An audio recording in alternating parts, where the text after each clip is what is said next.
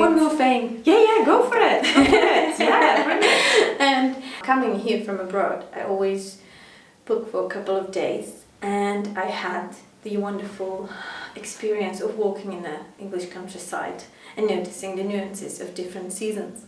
So I kind of was like, oh yeah, that's why the winter has so many bright colors, because I could see that while I was walking in the woods, you know.